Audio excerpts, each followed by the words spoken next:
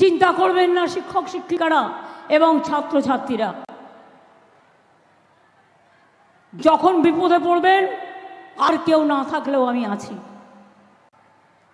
আর একটা কথা বলি, আরো 10 লক্ষ চাকরি আমার রেডি হয়ে আছে গভর্নমেন্টে। এই একটা হয়েছে, না মন্দির না মসজিদ না গুরুদ্বারা না গির্জা, একটা বিজেপির বিচারালয়। বিজেপি যেটাকে বসে বিচার করে, রাজনৈতিক বিচার, এবং সেখানে বসে বসে অন্য লোকে পিল করলে দেবে তাকে কিল, আর বিজেপি পিল করলে ব্যাস, বিজেপি পিল করলে বেল, অন্য কেউ পিল করলে জেল। এই তো হয়ে গেছে এখানকার এই অবস্থা। আজ নয়, দীর্ঘদিন ধরে চলছে। এটা বিচারপতিদের দোষ নয়, এটা কেন্দ্রীয় সরকারের দোষ। তারা বিজেপির লোক দেখে দেখে এখানে বসিয়েছেন, যাতে তারা বিজেপি পার্টি অফিস থেকে যা বলে দেয় সেই ড্রাফটটা তারা করে দেয়। কি করবেন? আমায় সাজাবেন, ডিফামেশন করবেন, আমি তৈরি। জেলে পাঠাবেন, আমি তৈরি। কারণ মানুষের কথা বলবার জন্য আমায় যদি শাস্তিও নিতে হয়, আমি মাথা পেতে নেব। কিন্তু তবু মনে রাখবেন, পরিবার যদি বিপদে পড়ে তার পাশ থেকে আমি সরে দাঁড়াবো না। এই যে বলতে শুরু করেছে, কিছু নাই হাতে, কটা সিট পেয়ে গেছিল, বিধানসভায় চেষ্টা করলো, বললো ইসবার 200 পার, 80ও পার হতে পারলো না। বাংলার মানুষের আশীর্বাদে, শুভেচ্ছায়, দোয়ায়। আর এখনো ভাবছে হরে কৃষ্ণ হরে রাম, যদি পাই 30টা ধাম। বুঝুন, ধাম মানে ধাম নয়, 30টা যদি সিট পায় তাহলে নাকি সরকারই ভেঙে যাবে। আমি বলি, আগে তুমি 10টা সিট পেয়ে দেখাও, তারপরে তুমি 30টার কথা বলো, 42টার কথা ভাবো। এই সরকার ফেলা অত সহজ নয়।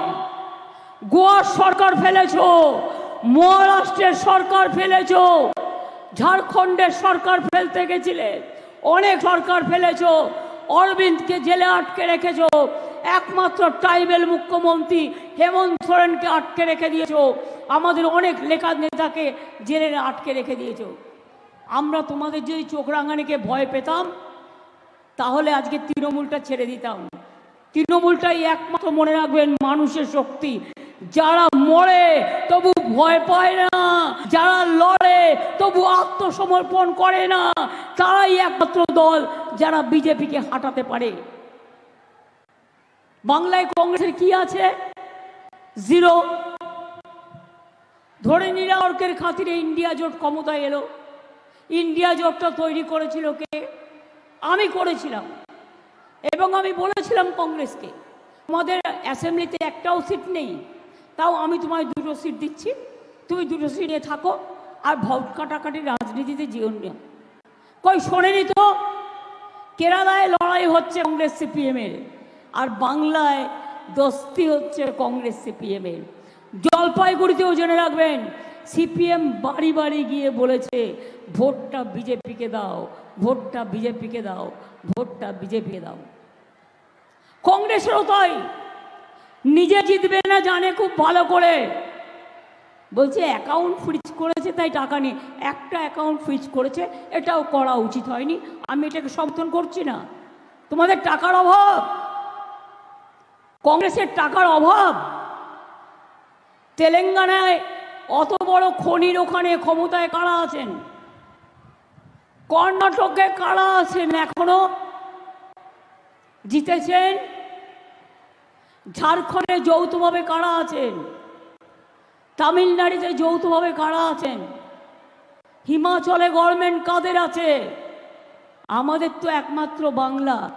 তা সত্ত্বেও আমরা এসব করি না, কিন্তু যারা করার তারা করে, আর আমরা করি না বলে আমাদের নামে বদনামটা বেশি করে করে। আজকে বলুন না, রোজ এক কথা করে বিবৃতি, 100 দিনের কাজের টাকা দিল না, বাংলার বাড়ির টাকা দিল না, মা বোনদের সম্মানিক দিল না। আজকে বলছে 3 মাস বাদে লক্ষ্মীর ভান্ডার তুলে দেবো। আমি বলি এত বড় সাহস তোমার? আমার ইচ্ছা হলে তোমাদের আমি অন্য ভাষায় অ্যাটাক করতে পারতাম, কিন্তু তোমার ভাষা আর আমার ভাষা এক নয় বলে আমি তাই বলে গেলাম। বিজেপি বাবুরাম সাপুড়ে, চোখে আগুন, কানে হচ্ছে একেবারে সাপের ফোনা, ফোনার বিষ। তাকালেই মনে হবে ওরে বাবা, কেউ তো সাপে বেরিয়ে আসছে। এই রকম একটা পার্টি তোমরা। মুখ দিয়ে বাজে কথা বলো, সারাক্ষণ গালাগালি দাও। রাজবংশীর হয়ে কোন দিন কি করেছো? আদিবাসীদের হয়ে কোন দিন কি করেছো? সংখ্যালঘুদের কি করেছো? হিন্দুদের কি করেছো? কোথায় কোন মন্দির ঘুরে তুলেছো? কোথায় কোন মসজিদে হেল্প করেছো? কোথায় কোন গুরুদ্বারে হেল্প করেছো? কোথায় কোন গির্জায় হেল্প করেছো? কোথাও নয়, বরঞ্চ মণিপুরে 200 গির্জা জ্বালিয়ে দিয়েছো, মসজিদে বোম মেরেছো, মন্দিরে সেখানে অত্যাচার চলে, নিজেই ভাঙে, ভেঙে বলে এই তো কেউ ভেঙে দিয়ে গেল, এবার গ্রেপ্তার করো, এনআইএ-কে ডেকে নিয়ে আসো, সিবিআইকে ডেকে নিয়ে এসো, ইডিকে ডেকে নিয়ে এসো। এইটা একটা রাজনৈতিক দল। আপনারা জানেন জিনিসের দাম আকাশ ছোঁয়া, এটা মোদির উচিত ছিল করবার, এটা ওনার দায়িত্ব ছিল, জিনিসের দাম কমায়নি। যক্ষা রোগীর ওষুধও বন্ধ করে দিয়েছে, হার্টের ওষুধের দাম বেড়ে গেছে, ব্লাড প্রেশারের ওষুধের দাম বেড়ে গেছে, সুগারের দাম বেড়ে গেছে, সুগারের ওষুধের, জিনিসপত্রের দাম আকাশ ছোঁয়া। কৃষকদের আন্দোলন করতে দেয়নি, তারা আন্দোলন করতে গিয়ে দিয়েছিল, রাস্তা কেটে দিয়েছিল যাতে কৃষকদের গাড়িগুলো যেতে না পারে হরিয়ানা এবং দিল্লিতে। এনআরসি নিয়ে দিল্লিতে কজন মারা গেছে কেউ জানেন? নালাটা রক্তে লাল হয়ে গিয়েছিল, কিন্তু কেউ এখনো জানে না কত লোক মারা গেছে। উত্তরপ্রদেশে কত লোক মারা গেছে কেউ জানে? এখানকার মহিলারা নাকি খুব দুঃখে আছেন। মোদিবাবুর চোখে কান্না ও কুম্ভীর আশ্রু, অ্যাডভার্টাইজমেন্ট দিয়ে বলতে হচ্ছে। ওনাকে আমি জিজ্ঞেস করি, বিলকিস কে দেখে এখনো বেরোচ্ছে আর কি। সরি, অনেক সময় ওয়ার্ডে গোলমাল হয়ে গেলে সেটা নিয়ে আবার খুঁতখাত করে। আমি পুরো ওয়ার্ডটাকে বাতিল করলাম। বিজেপি কেঁদে কেঁদে বেড়াচ্ছে। কি বলছে না, তো মহিলাদের ওপর অত্যাচার চলছে। জিজ্ঞেস করুন হাতরাসের বোনের ঘটনায় কি অ্যাকশন নিয়েছো? বিলকিস বানু, তার পরিবারের 6 জনকে ধর্ষণ করে খুন করা হয়েছে, অপরাধীদের ছেড়ে দিয়েছো, কি অ্যাকশন নিয়েছো? সাক্ষী, দেশের গর্ব খেলোয়াড়, তাকে তোমার বিজেপি পার্টির নেতা যে অসম্মান করেছে, ওই তাকে একবারও গ্রেফতার করেছো?